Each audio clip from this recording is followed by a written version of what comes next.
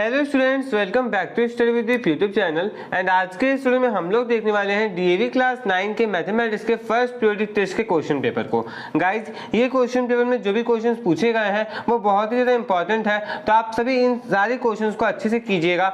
हो सकता है इनमें से ज़्यादातर क्वेश्चंस आपके एग्जामिनेशन में आ जाए। मैं ये तो नहीं कहूँगा कि आपका पूरा का पूरा क्वेश्चन पेपर यहीं से आएगा, लेकिन हाँ, ऐसा हो सकता है कि ज़्यादातर क्वेश्चंस आपको इस टाइप के देखने को मिले अपने क्वेश्चन पेपर में। ओके, तो आप इन सारे क्वेश्चंस को अच्छे से करिएगा। मैं आपको सारे क्वेश्चन में बताता चलूंगा कि आपको करना क्या है और कैसे जनरल इंस्ट्रक्शंस दिए गए हैं। सबसे पहले यहाँ पे लिखा गया है कि सारे क्वेश्चंस कंपलसरी है। उसमें सबसे पहले आप लोगों को कुछ एमसीक्यू टाइप के क्वेश्चंस दिए गए हैं। अब देखिए, बहुत सारे स्कूल्स में 40 मार्क्स का पीरियोडिक टेस्ट होता है, बहुत सारे स्कूल्स में 20 मार्क्स का होता है, तो आप उस अकॉर्डिंग कीजिएगा।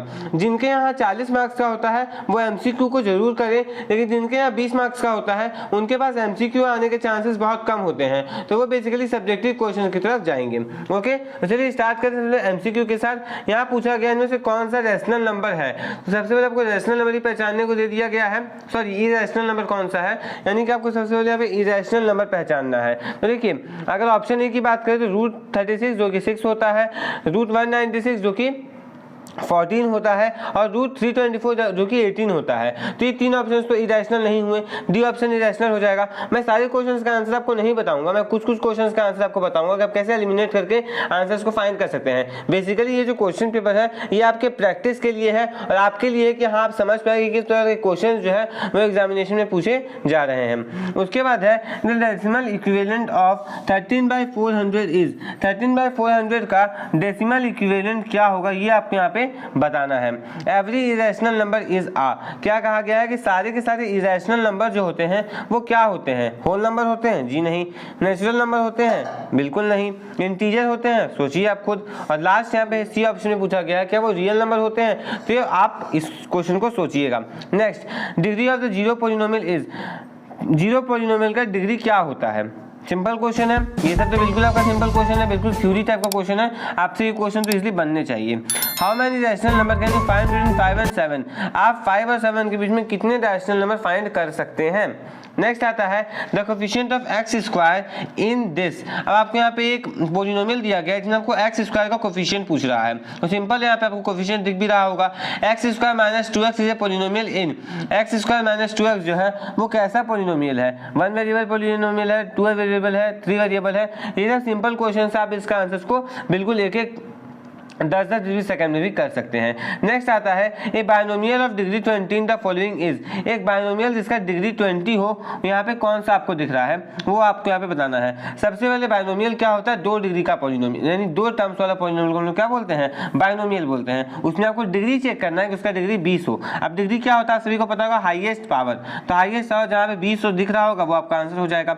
Which of the following is a constant polynomial, इनमें से कौन सा है कांस्टेंट पॉलिनोमियल है? तो आप यहाँ पे देख सकते हो ऑप्शन नंबर बी को आप लिख सकते हैं 3 + 0x या 0y, जो भी आप चाहें, तो वो एक कांस्टेंट पॉलिनोमियल यहाँ पे हो जाएगा। नेक्स्ट है 0.468 इज अ टर्मिनेटिंग डेसिमल, क्या बोला गया है कि 0.468 जो है वो एक टर्मिनेटिंग डेसिमल है। अब रीजन इसका दिया गया है a decimal in which a digit और set of digits is repeated periodically is called repeating और रिकरिंग डेसिमल।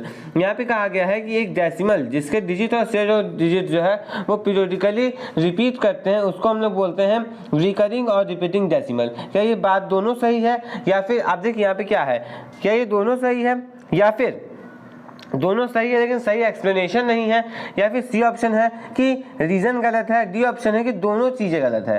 तो आप खुद सोचिए कि क्या है इसमें। मुझे तो लगा दोनों स्टेटमेंट सही है, आपके हिसाब से इसका आंसर क्या होना चाहिए नीचे कमेंट बॉक्स में कमेंट करके बताएंगे आप सभी।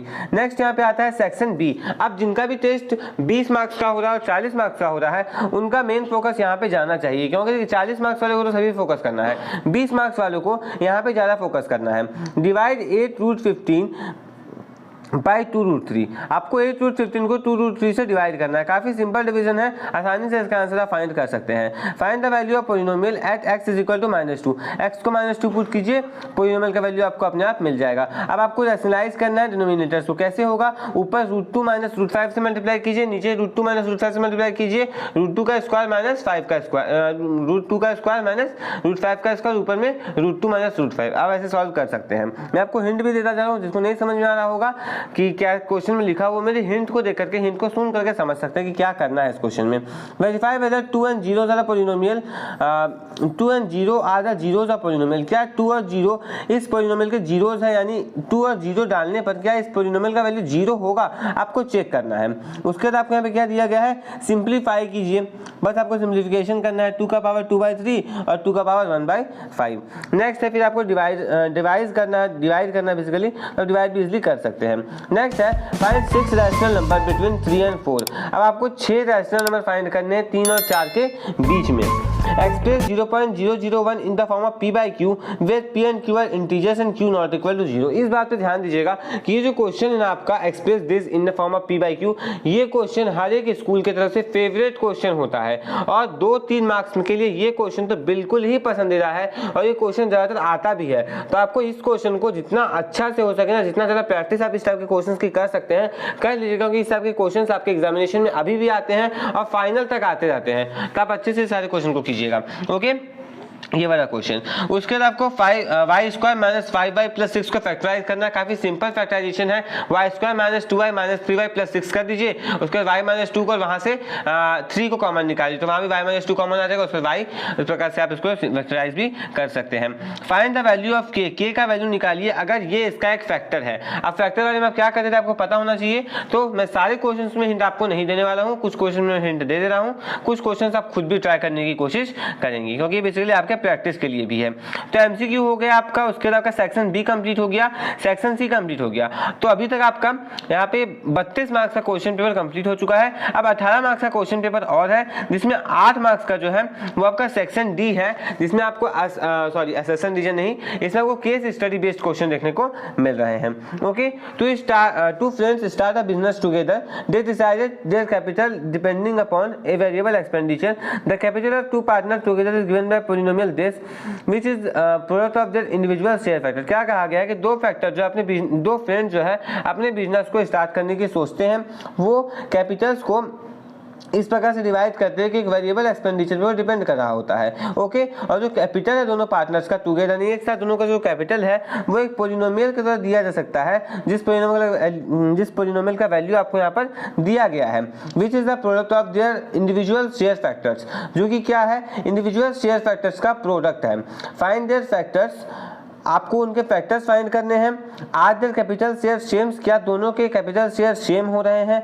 If their share are 3x - 5 then what would be the new capital. अगर मान लीजिए उनके शेयर 3x - 5 हो जाएं तो उनका न्यू कैपिटल क्या होगा। 4 मार्क्स का पहला वाला, 2 मार्क्स का, फिर 1-1 मार्क्स का 2 क्वेश्चन है।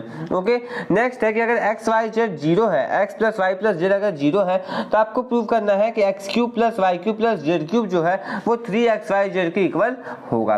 काफी सिंपल क्वेश्चन, ये भी आपका 4 मार्क्स में आपसे पूछा गया है। ये आपका केस स्टडी बेस्ड क्वेश्चन नहीं है, इस टाइप के क्वेश्चंस आपको चैप्टर में जरूर आपने सॉल्व किए होंगे एनसीईआरटी बुक से। देखिए, स्कूल एग्जामिनेशन में अच्छे मार्क्स स्कोर करने का सबसे अच्छा तरीका है ना कि आप एनसीईआरटी को पूरे अच्छे तरीके से ईमानदारी से सॉल्व कीजिए। अगर आप एनसीईआरटी पे कमांड कर लेंगे ना तो आप जितना चाहे उतना मार्क्स ला सकते हैं स्कूल के एग्जामिनेशन में, लेकिन एनसीईआरटी का एक क्वेश्चन आपको अच्छे से आना चाहिए। ओके, एंड आपको बता देना चाहता हूँ गाइस कि मैं पीरियोडिक टेस्ट के सारे क्वेश्चन पेपर अपलोड कर दे रहा हूँ, तो किसी भी सब्जेक्ट के क्वेश्चन पेपर के लिए आप लोग चैनल के क्लास 9 क्वेश्चन पेपर वाले प्लेलिस्ट में जा सकते हैं। वहां पे आपको पिछले साल के क्वेश्चन पेपर भी, इस साल के क्वेश्चन पेपर भी और भी बहुत से पुराने क्वेश्चन पेपर आपको वहां पे मिल जाएंगे। तो आप जा करके देखिए, सीखिए, सॉल्व कीजिए, तब अच्छे मार्क्स आपके जरूर आएंगे। ओके, अब बढ़ते हैं सेक्शन ई की तरफ। सेक्शन ई में क्या है कि आपको फिर से फैक्टराइजेशन करना है और यहाँ पे 5 मार्क्स के 2 क्वेश्चन आप देख सकते हैं कि 5 मार्क्स में फैक्टराइजेशन आ जा रहा है, तो कितना आपके लिए सिंपल है। अगर इजी फैक्टराइजेशन हो तो कितना सिंपल है आप सभी के लिए, फैक्टराइजेशन आ रहा है 5 मार्क्स में। नेक्स्ट है कि अगर ए और बी दोनों रैशनल नंबर है तो आपको ए और बी का वैल्यू निकालना है, जो कि इस इक्वालिटी को फॉलो कर रहे हैं। इक्वालिटी क्या है, √3 - 1 / √3 + 1 = a + b √3।